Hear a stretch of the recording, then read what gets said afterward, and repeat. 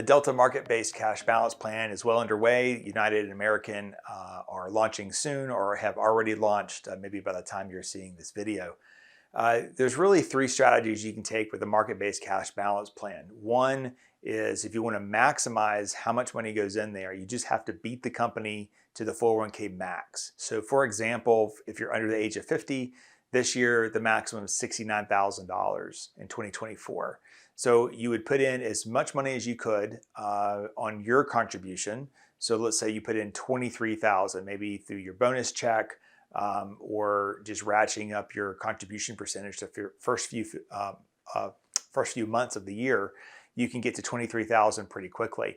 After you've got your $23,000 in, you can actually do after-tax portion at Fidelity and Schwab. You basically put money in after tax. This is your dollars, not company dollars.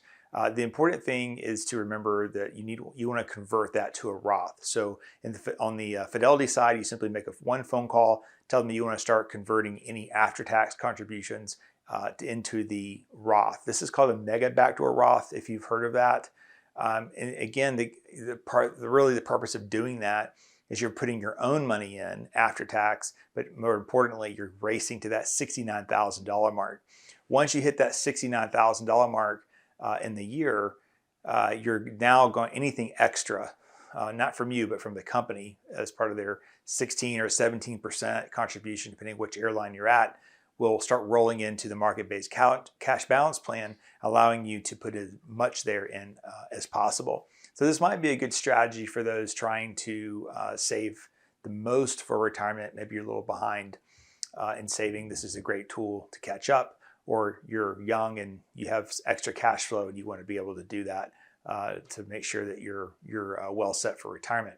The other angle is you put in nothing of your own money and you just let the company put in their 16 or 17% defined contribution.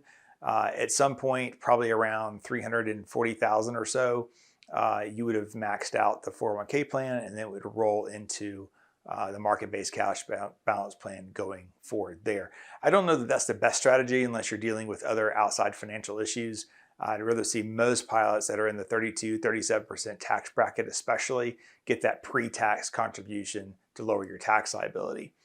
The third option is probably more normal. You just contribute to your 401k.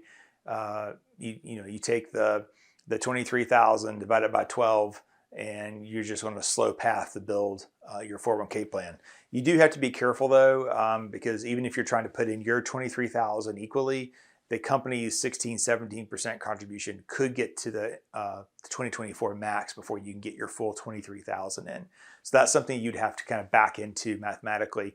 It should be around 9% for most pilots would be able to get you there, assuming you're in the $200,000 range. That would get you funded before the company puts their dollar amount in. There's also nothing wrong with front loading a little bit, so you have those November, December checks free of contribution to 401k plan near the end of the year, which tends to be our more expensive times of the year. But I think the market-based cash balance plan has been a great tool for saving for the future.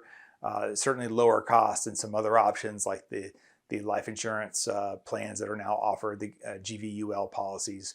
And then it looks like Delta is going to be launching a deferred comp plan possibly this year as well. So we have other things to look at as we move forward.